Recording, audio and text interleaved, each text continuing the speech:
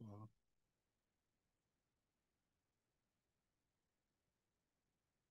Gloire à Dieu pour ce privilège que nous avons, cette grâce que nous avons de revenir toujours à sa parole. Amen. Parce qu'en sa parole, nous croyons qu'en sa parole trouve la vie. Pas seulement, la vie ne se trouve pas seulement dans la nourriture que nous mangeons, mais nous avons aussi besoin de la parole de Dieu pour vivre. Amen. Et ce soir, on va regarder ensemble. Donc, si vous avez vos Bibles, commencez à chercher les psaumes. On va lire les psaumes 22.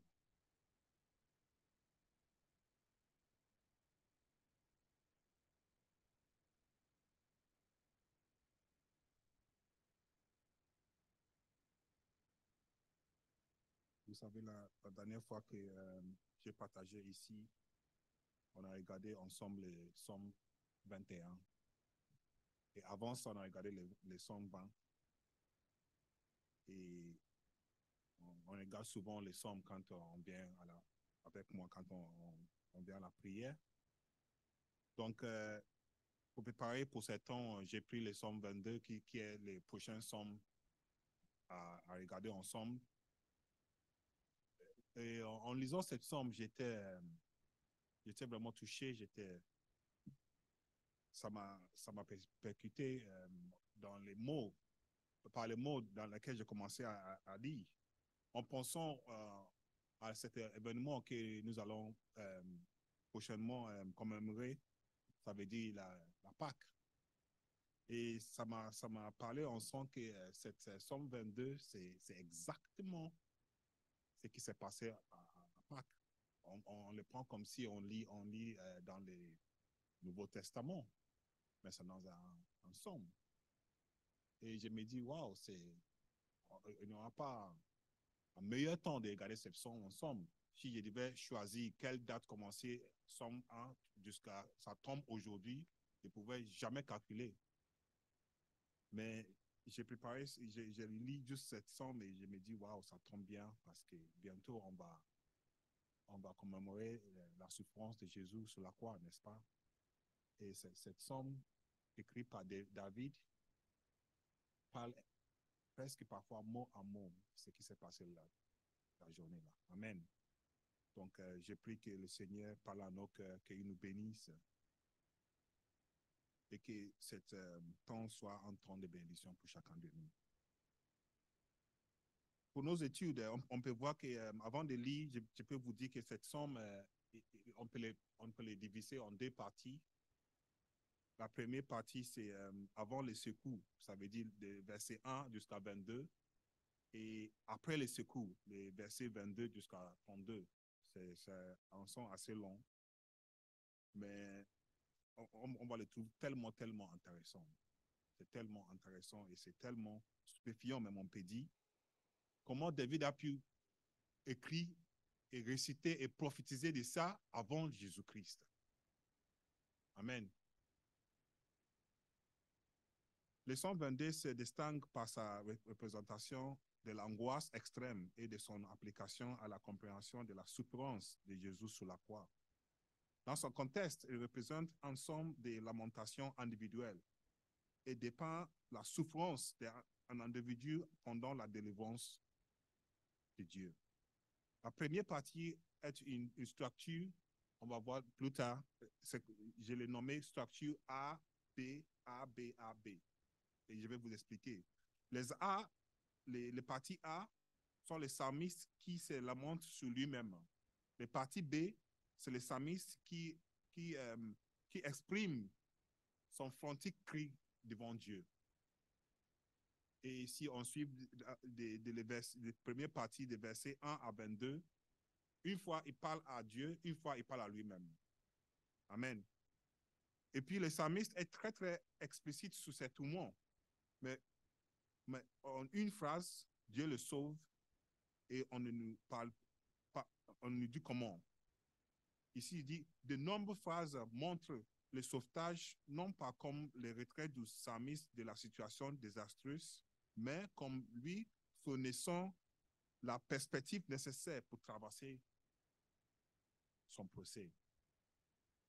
Si vous comprenez, les psalmistes, ce qu'il a écrit, il n'a pas écrit que Dieu lui a enlevé de ses détresses. Il n'a pas dit que Dieu a intervenu directement dans sa vie. Il n'y avait pas un miracle ou quelque chose d'extraordinaire qui s'est passé dans sa vie, autant qu'il passait dans les temps difficiles. Mais il nous parle comment Dieu lui a donné la force de l'en subir et de l'en passer et de sortir à l'autre côté avec la louange. Amen. Et ça m'a touché dans le sens que parfois, même pas parfois, mais à chaque fois que nous sommes face à une situation, nous voulons que Dieu intervienne tout de suite. Nous voulons voir un miracle. Nous voulons voir que les cieux ouvrent et la main de Dieu descende et quelque chose ça passe dans nos vies. On veut bien avoir ça. On veut bien que Dieu intervienne directement, tout de suite dans nos souffrances. Mais souvent dans la Bible, on ne voit pas ça beaucoup. Sauf quelques temps d'intervention, on ne voit pas beaucoup que ça change gravement quand les gens passent dans les temps difficiles. Mais nous savons que peu importe la situation que chacun des enfants de Dieu sont passés, ils ont tous fini par louer le nom du Seigneur. Amen. Pensez un peu, juste un instant à Joseph. Joseph, peut-être, il pourrait dire, Seigneur, descends ta main et prends-moi ici d'Égypte et mets-moi devant mon père. N'est-ce pas?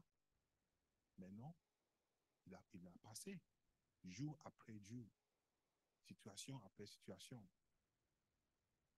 lamentation après lamentation, prière après prière. C'est ça un peu la vérité de la vie.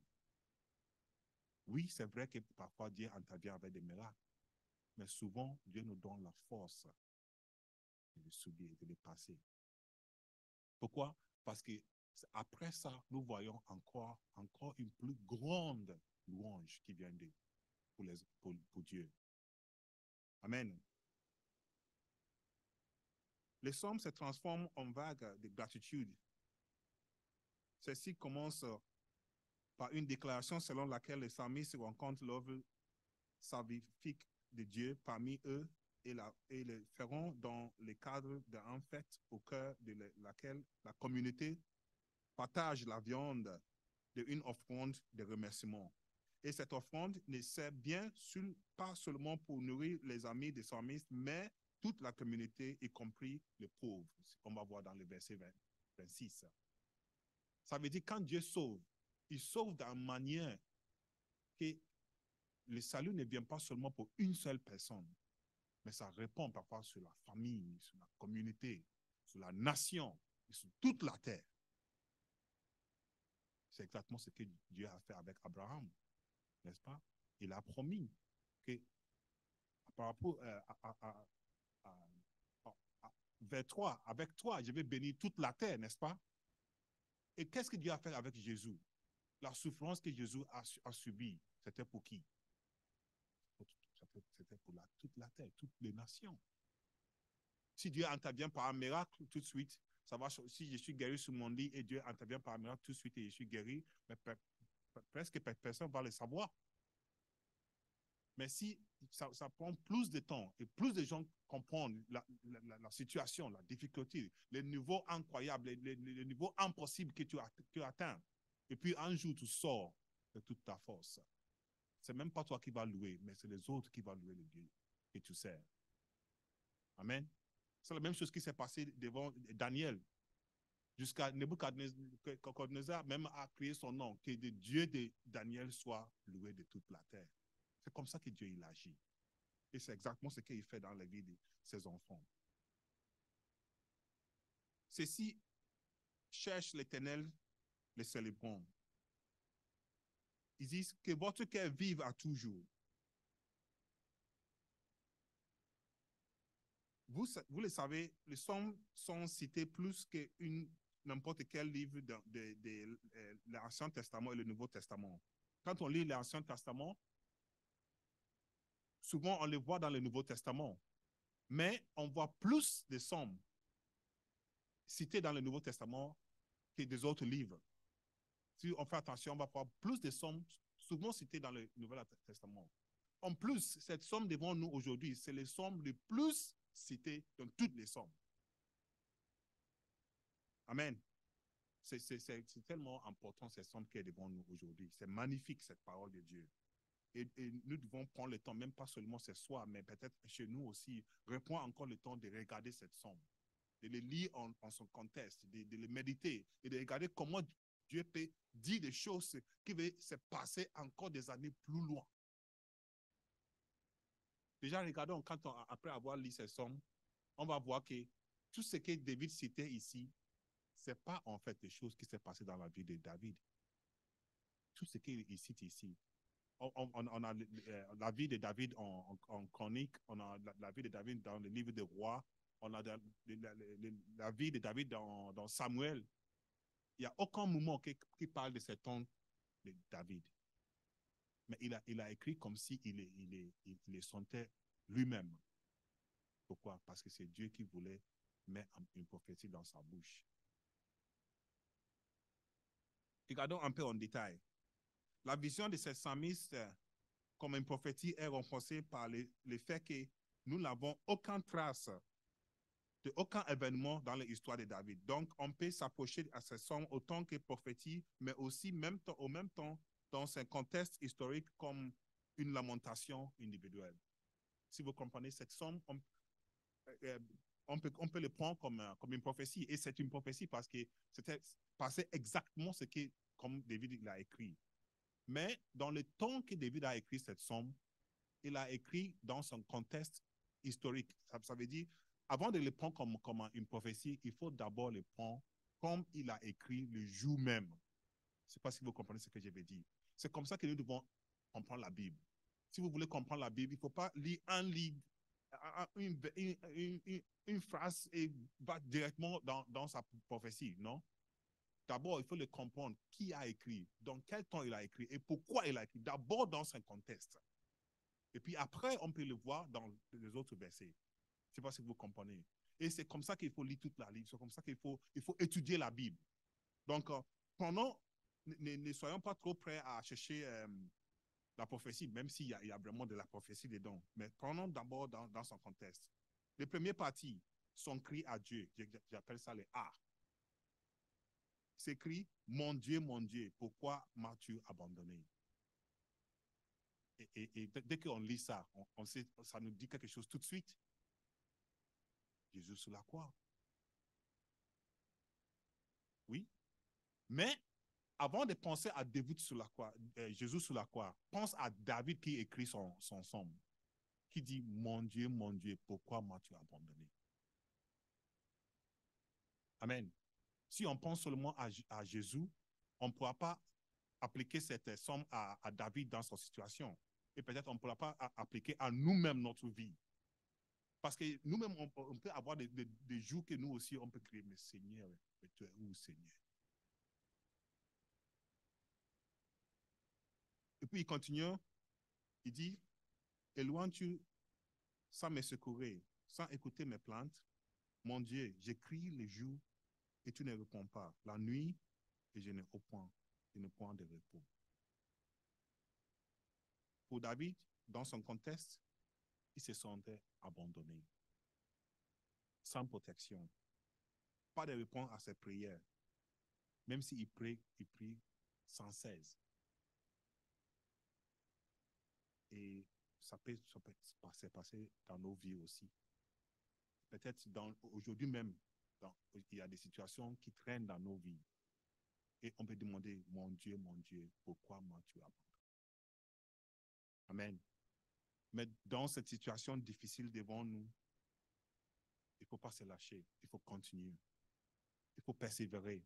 Et on va voir comment tous les enfants de Dieu sont persévérés, peu importe la situation qui se trouve devant eux. Peu importe comment on leur dit que c'est impossible de faire ce que tu veux faire. Mais ils continuent. Ils lèvent les yeux devant leur Dieu et ils attendent que Dieu intervienne dans leur vie.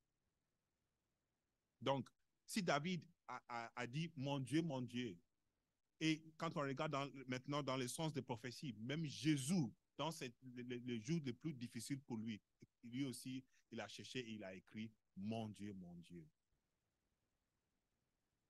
On peut se poser la question aujourd'hui, c'est qui ton Dieu? Vers qui tournez-vous quand la vie devient difficile? Amen. Oui, Jésus l'a dit et on voit dans le livre de Matthieu 27, Matthieu chapitre 27, verset 45, c'est vraiment, et c'est écrit la même chose. Il dit ici, depuis la 6e heure jusqu'à la 9e, il y a eu des ténèbres sur toute la terre. Et vers la 9e heure, Jésus s'écrit d'une forte voix, Élie, Élie, lama sabachthani, c'est-à-dire, mon Dieu, pourquoi m'as-tu abandonné? On crie vers Dieu. David a crié vers Dieu. Jésus a crié vers Dieu. Et je vous encourage ce soir, frères et sœurs, peu importe la situation, prions vers Dieu. Levons nos yeux, nos cœurs, nos émotions sur toutes les autres choses. Focalisons sur Dieu. Amen. C'est lui seul qui a le pouvoir de guérir, de restaurer. Peu importe ce que le monde nous propose, peu importe ce que nos familles, peu importe ce qui passe autour de nous, restons vers notre Dieu. Demandons à notre Dieu. Et quand on commence si on peut demander à Dieu, ça veut dire qu'il faut qu'on suive sa parole aussi. On ne peut pas demander seulement à Dieu quand on a des besoins, n'est-ce pas? Mais si tu veux que ton Père te donne ce que tu demandes, il faut que tu sois sage à la maison d'abord. Et c'est pour ça qu'il y a certains qui ne peuvent pas prier le nom de Dieu. Même s'ils passent dans les temps difficiles, ils ne peuvent pas mentionner le nom de Dieu parce que dans leur cœur, ils ne sont pas avec Dieu. C'est pour ça que c'est important que nous restons prêts. Pour que quand le jour viendra, on peut dire « mon Dieu, mon Dieu ». Amen. Le parti B, c'est son cri à Dieu, versets 4 à 6. Il dit « Pourtant tu es saint, tu sièges au milieu des louanges d'Israël. Et toi, c'est confié nos pères. Il s'est confié et tu les délivrerais. Il s'est crié à toi et ils s'étant sauvés. Il s'est confié en toi et il n'était point confus. » Amen. Dieu, il s'est manifesté déjà dans nos vies. Comme le psalmiste David dit ici, mon Père, il a vu ta puissance, il a vu ta sainteté, il a vu que tu as un Dieu saint et tu as un Dieu avec pouvoir inébranlable. Si tu l'as fait pour mon Père, fais pour moi aussi aujourd'hui. Et si tu l'as déjà fait même pour moi des années passées, tu peux le faire encore. Et si tu l'as fait pour mon frère, tu peux le faire encore aujourd'hui. Amen. Les pasteurs, ils disent, les plus belles prières qu'on peut faire à Dieu, c'est répéter sa parole à lui. Amen. Si nous voulons vraiment prier une prière qui va directement devant le Seigneur, cherche ta parole. Et ça exige que nous cherchons sa parole, que nous connaissons sa parole pour que nous pouvons les prier vers lui. Amen. Si même Jésus a pris la parole de Dieu dans l'Ancien Testament pour prier à son Père, nous aussi nous pouvons faire la même chose, n'est-ce pas? Amen. C'est ça qui est important. Il faut connaître la parole. Il faut chercher la parole. Il faut être un étudiant de la parole de Dieu pour pouvoir les prier comme lui il veut. Amen. Et puis on passe à verset 7 à 9. Il dit, et moi je suis un ver et non un homme. L'opprobre des hommes et les méprises du peuple. Tout ce qui me voit se moque de moi. Il ouvre la bouche, il secoue la tête, et puis il arrête et il ajoute, recommande-toi à l'Éternel. Mais ça m'étonne comment David peut s'exprimer, et moi je suis un ver et non un homme. Et dans toute cette petite phrase, il se met seulement tellement humilié devant le Seigneur. Amen. Pourtant, il pouvait dire, mais Seigneur, je suis ton roi. Je suis ton roi choisi. Tu as prophétisé de mon nom jusqu'à aujourd'hui. Pourquoi aujourd'hui je souffre? La même chose, nous pouvons dire aussi, c'est que Seigneur, tu nous as rachetés avec le sang de ton précieux Fils Jésus. Pourquoi nous sommes dans le problème aujourd'hui? sera mieux que nous disons, Seigneur, moi je suis rien devant toi. Je reconnais mes péchés, je reconnais mes faiblesses. Je demande seulement que tu me fasses grâce. Amen. Parce que la parole de Dieu dit que ceux qui s'abaissent devant le Seigneur, lui-même, il les élève. C'est ça qui est important. Il faut toujours voir qu'en soi, nous sommes rien. Parfois, nous regardons un peu nos vies et nous disons, oui, ça fait longtemps que je n'ai pas péché. Ah, je suis bien ça, là, moi. Ça a changé dans ma vie. Là, ça fait un peu de temps, là, regarde ce qu'eux, ils font là, moi, je ne fais pas ça, moi. Je suis mieux, moi. Les pieds ne touchent même pas la tête. Je commence à voler un peu dans l'air, là. Ça nous arrive parfois parce qu'on regarde derrière et on dit, ah ben toute cette semaine, je n'ai pas bien ça, moi. Mais peu importe ce que nous faisons, soit des œuvres à l'église, à la maison, peu importe ce que nous faisons, devant Dieu, il faut toujours se humilier. Même devant les autres. C'est toujours important de voir les autres plus importants que toi. Avec ça, tu prendras ta vie tranquille. Mais si à chaque fois tu te sens que bon, je suis quelqu'un, on me traite bien, mais tu vas souffrir dans ta vie. Amen. Regarde le mot que David utilise pour lui-même. Envers. Non pas un homme. Que Dieu nous aide. Ça baisser devant lui. Et puis il continue, parce que il dit l'opprobre des hommes et les méprises du peuple. Tout ce qui me voit se moque de moi. Et ça parle un peu aussi dans la prophétie, la vie de Jésus quand il était sur la croix. Comme il dit dans le livre de Luc 23, verset 46. Luc 23, verset 46. Jésus cria d'une forte voix, Père, je remets mon âme entre tes mains. Et en disant ces paroles, il expliqua. Parce que ici, David ajoute, recommande-toi à l'Éternel. La dernière phrase de cette phrase, recommande-toi à l'Éternel. Et c'est exactement ce que Jésus a fait, même sur la croix. Il dit, Père, je remets mon esprit entre tes mains. Peu importe ce qui se passe, c'est mieux de recommander notre vie dans les mains du Seigneur. Amen. Les jours les plus difficiles, les meilleures choses que nous pouvons faire, c'est qu'on se dit, Dieu, que ta volonté soit faite. Amen. C'est pas le combat n'est pas pour nous. Le plus grand combat, c'est Dieu qui les fait. Ça ne vient pas de nous. Donc il dit, recommande-toi. Et David, il a dit, Jésus, il a fait. Nous devons faire la même chose. Et puis, il ajoute, l'Éternel le sauvera. Pourquoi il dit, l'Éternel le sauvera? Tout en coup, il commence avec, et moi, je suis envers. Et puis, il dit, le peuple des gens tombent sur moi. Et puis, il ajoute, recommande-toi. C'est comme s'il parle de quelque chose, des lignes, chaque ligne a son propre sujet. Et on ne sait pas de quoi il parle. Mais si on les met ensemble avec toute la parole de Dieu, on voit qu'il parle de Jésus. Parce qu'ils disent, l'Éternel le sauvera. Il n'a pas mentionné le au commencement. C'est qui est le. Et puis il ajoute, il les délivrera, puisqu'il aime. C'est comme ça que Dieu met sa parole dans la bouche de ses enfants.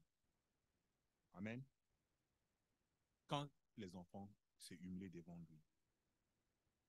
Tous ceux qui me voient se moquent de moi. Ils me font de la bouche, ils secouent la tête. Ils disent, engagez votre corps au Seigneur et il délivre. Et il délivre celui en qui il prend plaisir. Vous savez, quand j'étais sur la croix, les gens, la parole de Matthieu, il a dit, les gens qui passaient à côté, ils faisaient quoi? Il les regardait et il secouait la tête. Il disait, lui, qui s'est dit qu'il va détruire toutes les tombes et les rebâtir en 3 jours. Et il se sauve. Parfois, c'est la même chose de nous aussi. Quand les gens nous connaissent autant que chrétiens et ils nous voient passer dans ces temps difficiles, ils nous regardent et ils disent, mais ton Dieu, il est où?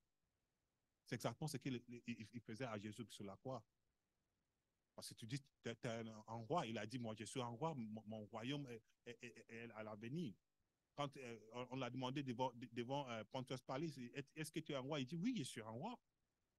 Mais si tu es un roi, il est où ton armée? Si tu es un fils de Dieu, ton Dieu, il est où?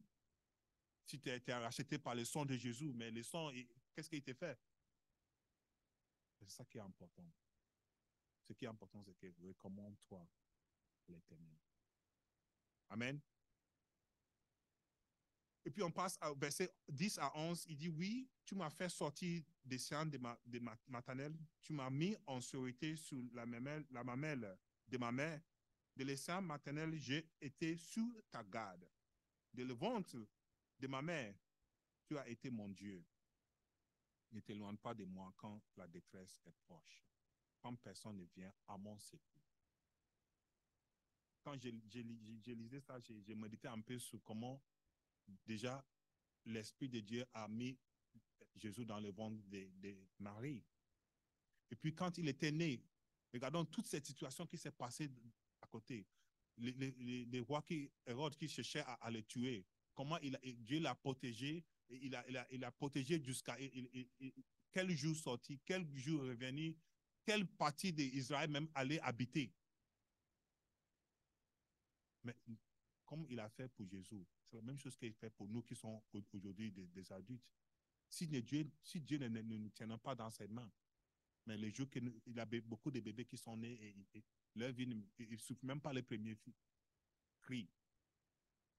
Mais si Dieu, il nous donne la vie, c'est lui qui le protège, c'est lui qui le garde. Amen.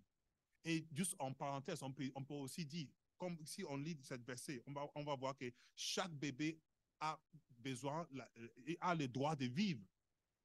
Aujourd'hui, c'est dommage parce qu'ils sont en train de faire des lois qui peuvent terminer la vie d'un enfant, même dans le ventre de sa mère.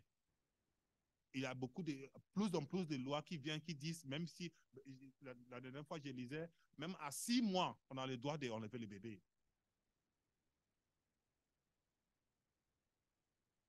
Mais Esaïe, il dit, tu me connais même dans le ventre de ma mère. Dès que le bébé est placé dans le ventre de Dieu, il est déjà connaît. Aucune personne n'a le droit de toucher ce bébé. Amen. Dieu, regarde le verset 10 à 11. Il parle même dès qu'il est bébé, dès qu'il est dans son ventre, Dieu, il l'a déjà connu. C'est pour ça que les lois sur l'avortement et les droits des femmes et tout ce qu'il prêche aujourd'hui, ce n'est pas la volonté de Dieu, c'est ce que la Bible nous dit. Amen. Le plus important, c'est de chercher la parole de Dieu et attendre et demander ce que Dieu nous dit. Dieu dit, tu coucheras avec un homme seulement quand tu es marié. Tu coucheras avec une femme seulement quand vous êtes mariés. Ne coucheras pas quand vous n'êtes pas marié et puis tu vas aller aborter le bébé. C'est dommage. Mais le monde aujourd'hui, ils acceptent ça. Ils disent, oh, c'est pas grave, c'est normal. Combien de mois? 6 mois, c'est pas grave. Viens. C'est dommage. Nous, autant que chrétiens, autant que les enfants de Dieu qui étudient la parole de Dieu, faisons attention. N'encouragez pas ceci. Amen. Ça nous est arrivé, comme j'ai dit, même dans nos vies, quand Claire elle a tombé enceinte, ça nous a bouleversé, on était directement au sol, on dit, mais oh,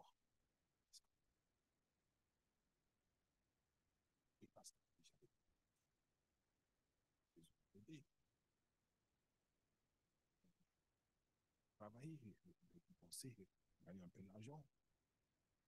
Il y a un bébé. C'est pas les médecins, les chirurgiens. Après, on s'est dit, mais qu'est-ce que vous parlez? Vous êtes des enfants de Dieu. Est-ce que vous avez oublié la Bible? Amen.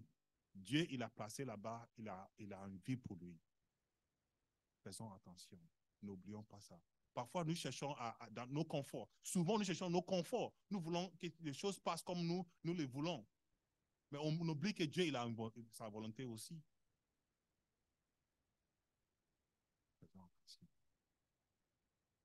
Le parti 13 à 19, ils disent, de nombreux taureaux sont autour de moi, et terreur des bâtons m'enverront, ils ouvrent contre moi leur gueule, et semblable au lion qui déchire et rugit. Je suis comme de l'eau qui se coule, et tous mes os se séparent. Mon cœur est comme de la cire, il s'effondre dans mes entrailles. On voit dans ce contexte comment il souffre dans sa situation, dans sa détresse, dans sa lamentation. Il y a beaucoup d'angoisse dans sa vie. Et puis il ajoute, ma force se déchire comme des agiles et ma langue s'attache à mon palais. Tu me réduis à en poussière et de la mort, car des chiens m'enverront. Une bande de l'arrêt rôdant autour de moi. Et puis il dit, ils ont percé mes mains et mes pieds. D'un coup, il parle de sa situation. D'un coup, il parle de sa angoisse. D'un coup, il parle de sa lamentation. Et puis d'un coup, il prophétise. C'est étonnant, n'est-ce pas? C'est tellement étonnant. Et moi, je le vois que c'est lequel, parfois, c'est dans les temps de détresse, les temps de difficiles, que Dieu manifeste sa puissance dans nos vies. Laissons Dieu agir. Ne se précipitons pas à changer toute la situation. Laissons Dieu agir. C'est bien de prier, c'est bien de chercher des médicaments, c'est bien de chercher des solutions. Mais rappelons nos âmes que la volonté de Dieu soit faite. Amen. Peut-être c'est par cette situation.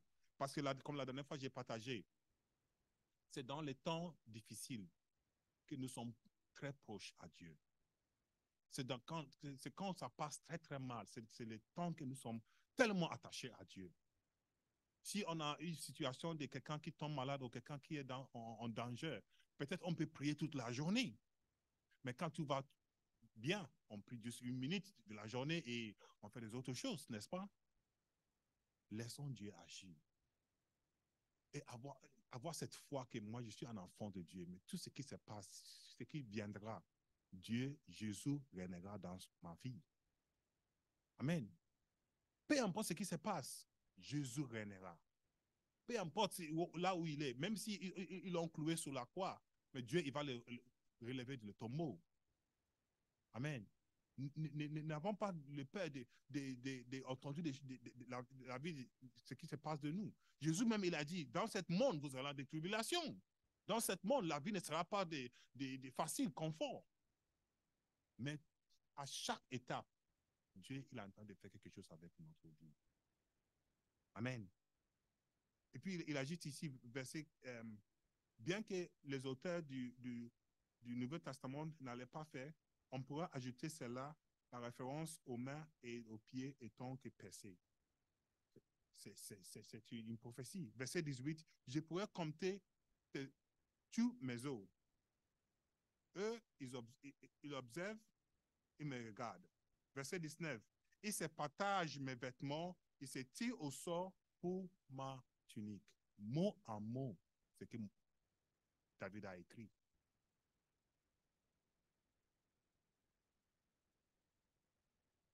Marc dit, ils l'ont crucifié et ils partagent ses vêtements entre eux, tirant au sort pour décider ce qui chacun devrait prendre. Exactement ce que David a dit, exactement ce qui s'est passé. Et puis on passe au prochain partie, versets 20 et 22. Et toi, Éternel, n'éloigne-toi pas. Toi qui es ma force, viens à mon secours. Protège mon âme contre les glaives, ma vie contre les pouvoirs des chiens. Sauve-moi de la gueule de lion. Délivre-moi des cornes du bouffeur. Amen. Peut-être Dieu veut que nous prenons un instant pour méditer après ce que Jésus a payé, le prix que Jésus a payé pour nous sur la croix. Je ne sais pas pourquoi on est tombé sur le Somme 22, mais ce que Jésus a fait sur la croix, c'est une grande bénédiction pour toute la nation. Amen. C'est pour ça que toi et moi, vous et moi, aujourd'hui, on peut s'appeler des enfants de Dieu. C'est pour ça qu'on peut se dire frères et sœurs. C'est pour ça que nous avons cet espoir en nous, peu importe ce qui se passe de nous. C'est pour ça que nous pouvons passer dans toutes les situations avec ce cœur qui savent et qui voit que Dieu va agir dans nos vies. Amen. C'est temps bientôt qu'on va passer, peut-être pour certains, ce sera juste un temps de manger, un temps de chercher des lapins. Je ne sais pas comment les lapins sont avec mais n'oublions pas la significance de ce que Jésus a fait sur la croix. Ces choses, on peut chercher dans le Nouveau Testament, mais regarde comment il se voit pleinement même dans l'Ancien Testament. Amen. Les parties 23 à 22, c'est la louange. Comme je disais la dernière fois, la doxologie. La dernière fois, j'ai utilisé ces mots et je les utilise encore pour que vous les rappelez. C'est la doxologie. La doxologie, c'est toujours ce qui se passe dans le livre des Psaumes. À chaque fois que David il commence à crier Dieu, il commence à blâmer Dieu, il commence à se plaindre, il commence à exprimer tout ce qui se passe dans sa vie. Mais à chaque fois, à la fin, il commence à louer Dieu. Amen. Regardons comme il dit, un peu ce qu'il dit, le verset 23, « J'ai publié ton nom parmi mes frères. Je te célébrerai au milieu de l'assemblée. Vous qui craignez l'Éternel, louez-le. Vous tous, postérité de Jacob, glorifiez-le, tombez devant lui. Vous tous, postérité d'Israël. Car il n'est ni méprise ni dédain pour les peines des misérables. Il ne lui cache point sa face, mais il écoute quand il crie à lui. » Amen. Regardons le verset 27. Il dit, « Les malheureux mangeront et ils se rassureront. Ceux qui cherchent l'Éternel les célébreront. Que votre cœur vive à toujours. » Comme ce que Paul disait aux nouveaux chrétiens, il dit, « Réjouissez-vous et je répète, réjouissez-vous. Sois toujours dans la joie. Que votre cœur vive. » C'est bien de travailler, c'est bien de prier, c'est bien de subir des difficultés. Mais après tout, vivre pour le Seigneur. Ne soyons pas toujours les gens qui disent, « Ça va? Oh, ça va? Oui. Ça peut aller. Hein. Si j'avais plus d'argent. » Toujours, on cherche quelque chose à se planer dessus. Il n'y a même pas une journée qu'on peut dire, « Ah, gloire à Dieu. » Mon frère, tu vois bien? Gloire à Dieu. Parce que peut-être c'est la culture un peu africaine qu'on a. En Afrique, si tu dis toujours gloire à Dieu, on va voir que tu as l'argent. Tu viens de dire, « Oh, ça va. Ça va. » Il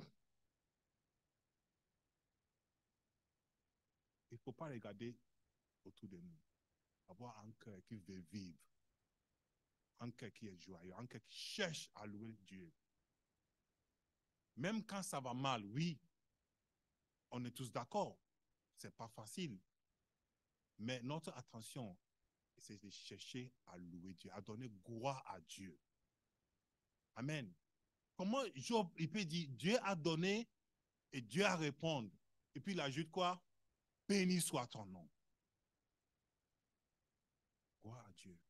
Gloire à Dieu. Et la fin, c'est toujours la doxologie, toujours la louange. Une qui éclate de la louange. Et c'est ce que Dieu cherche de ses enfants. Parce que Dieu nous a fait beaucoup de bénédictions, frères et sœurs. Dieu nous a donné beaucoup de choses. Parfois, on ne voit pas physiquement, mais ce que Dieu fait pour nous derrière, si on le voyait avec nos yeux, on tombera par terre. Et nous, on cherche toujours à se plaindre. Oh, ça va pas, j'ai des bobos ici, des bobos là. Et les enfants, les travail. Je cherche ça, j'apprends ça. Ça fait des années, j'ai pris. Regarde-moi, tous mes enfants, tous mes collègues sont arrivés là. Moi, je ne suis pas encore arrivé. Non. Avoir un cœur qui peut louer Dieu. Avoir un cœur qui est au-dessous de toutes choses. Amen. Parce que peu importe ce que nous pouvons avoir dans cette terre, ça ne nous amène pas la joie. La joie, c'est déjà une décision que nous faisons dans nos cœurs. Je décide d'être joyeux pour Dieu. Amen. Je termine en disant, cette chanson se termine avec la confiance que lorsque Dieu répond à la prière, le chanteur sera justifié et pourra à nouveau se rejoindre au peuple de Dieu dans l'adoration. Les chansons aident les lecteurs à voir le résultat de cette épreuve personnelle dans sa révélation avec l'assemblée de Dieu. Le chanteur justifié autant avec impatience de réciter la louange de Dieu parmi les congrégations assemblées. Et ainsi, toute la progéniture d'Israël recevra l'encouragement et se rejoindra au remerciement de Dieu. En effet, la compagnie de louanges s'étendra au monde entier, comme on se dit dans le verset 27, et toute la famille de la nation faisant écho à même ce que Dieu a dit. Quand Dieu a appelé Abraham, Dieu a dit à Abraham, je bénirai toutes les nations à part de toi. Je bénirai ceux qui te bénissent et je maudirai ceux qui te maudiraient. Et toutes les familles de la terre seront bénies en toi. Genèse 12, verset 3. C'est-à-dire que l'histoire personnelle des troubles et de la justification des chanteurs fait partie de l'histoire plus large de l'œuvre rédemptrice de Dieu dans le monde. Ce que Dieu a fait dans la vie de David, peut-être c'est une angoisse que David a passée, lui a poussé à écrire des prophéties qui vont se réaliser de grandes choses. Pas seulement pour lui personnellement, mais pour le monde entier. Amen. Si un jour je me dis, mais quand il y a certaines années, quand j'étais sans papier et je n'avais pas de travail et j'ai assis seulement à la maison tous les jours, et j'ai dit, Seigneur, pourquoi tu me fais passer dans ce temps si difficile? On était en Chine, on était bien, on avait un bon travail. Pourquoi tu m'as poussé de venir ici en France? Les Français, ils ne m'aiment pas, ils ne même pas me donner un titre de séjour. Ça fait 7 ans que j'attends et je suis toujours à la maison, Seigneur. Qu'est-ce que tu veux faire de moi? Mais aujourd'hui, je suis content de pouvoir crier le nom de Dieu parmi ses enfants. Je suis content de pouvoir proclamer ce que Dieu a fait dans ma vie. Chaque jour que j'ai eu l'opportunité, je vais dire ce que Dieu a fait pour moi. Et c'est exactement ce que Dieu fait pour nous aussi. Dans les situations que nous passons aujourd'hui, un jour, ce sera un témoignage pour son nom. Amen. Laissons Dieu agir. Laissons Dieu agir dans nos vies. Donc cette somme, une lamentation, au même temps une prophétie, qu'est-ce que ça nous donne? 3 choses. Le premier, ça nous donne la parole de Dieu, n'est-ce pas? Cette somme, quand tu lis, tu sais que c'est la parole de Dieu. Il n'y a pas de question dessus. Si tu vois le temps que David il a vécu, le temps que Jésus était né, mais tu peux pas dire, mais David, tu parles de quoi? Mais ça montre clairement qu'il parlait de la parole de Dieu. Amen. Et ça nous dit que toute la parole de Dieu, que nous aussi, les promesses de Dieu qui est sur nos vies, ça va se manifester un jour. Ça va se manifester un jour. Et deuxième chose, c'est la personne de Jésus. La personne de Jésus. Quand on lit le livre d'Ésaïe 53, Ésaïe 53, il parle de la même chose de Jésus. Et puis on se dit, mais il parle de qui? C'est pour ça qu'aujourd'hui, toi et moi, vous et moi, on peut faire confiance. On peut se dire, oui, Jésus est le Fils de Dieu. Il n'y a pas de question dessus. On ne peut pas se tromper, on ne peut pas avoir de doute. C'est la parole qui confirme la parole. C'est la parole qui explique la parole. C'est ceux qui étudient la parole, ils n'ont pas de questions dessus, ils sont tranquilles dans leur cœur. Oui, Jésus est le Fils de Dieu et le chemin est par lui seul, personne d'autre. Amen. C'est la parole qui manifeste ça. C'est pour ça qu'on a la joie et dit, peu importe où tu sais, peu importe qui tu prêches, peu importe ta vie n'importe rien. Sans Jésus, tu n'es rien. Parfois, c'est comme si on est trop orgueilleux de dire comme ça, mais c'est la parole qui le confesse. C'est la parole qui le dit. Ce n'est pas moi qui le dis. Oui, on peut voir des gens, des hindous, on peut voir des gens, même des islam, des gens, comment on appelle ça? Les nirvana. Les gens qui font des choses qui n'est même pas religieux. Ils ont de bonnes vies, ils font de bonnes choses, ils mangent que des légumes, ils ne portent même pas des chaussures. Et ils vivent une vie parfois dans le désert, sur les montagnes. Ils ne se mélangent même pas avec les gens. Et puis ils disent qu'ils veulent s'approcher à Dieu. Mais on s'est dit, Jésus seul. Peu importe ce que tu dis, peu importe ce que tu fais, sans Jésus, tu n'as pas la vie, mon frère. Donc, la personne de Jésus, la parole de Dieu et dernièrement, le salut. Ce que je disais, le salut vient de Jésus seul. Le salut de tout le monde entier. Ça confirme le salut et ça confirme notre salut aussi. On sait que là où nous sommes avec Dieu lui-même. Amen. Que Dieu nous aide. Jésus a subi tout cela pour sauver la humanité. La question, c'est que, est-ce que nous sommes sauvés?